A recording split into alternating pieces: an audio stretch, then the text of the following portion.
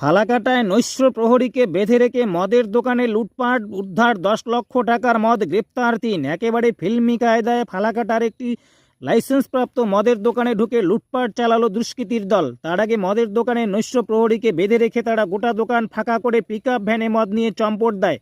মঙ্গলবার গভীর রাতে ফালাকাটার কলেজ পাড়ায় ঘটনাটি ঘটে। যদিও পুলিশি তৎপরতায় বুধবার ভোরে ঘটনায় জড়িত 3 দুষ্কৃতী ধরা পড়ে উদ্ধার হয় লুটপাট করা মদ।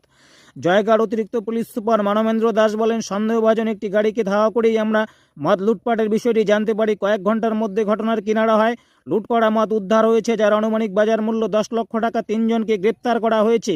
কি ঘটেছিল ওই রাতে ফালাকাটার কলেজ পাড়ায়? পুলিশ সূত্রে জানা গিয়েছে, স্টেশন মোড় থেকে ফালাকাটা কলেজে যাওয়ার রাস্তা ওই লাইসেন্সপ্রাপ্ত মদের দোকানটি রয়েছে। ওই দোকানের মালিক অরবিন্দ পাড়ার বাসিন্দা অলোক কুমার সরকার। রোজগার মতো এদিনও তিনি এবং ম্যানেজার দোকান বন্ধ করে বাড়ি যান। রাতে দীর্ঘদিনের নৈশ প্রহরী অশোক ঠাকুর ডিউটি করছেন।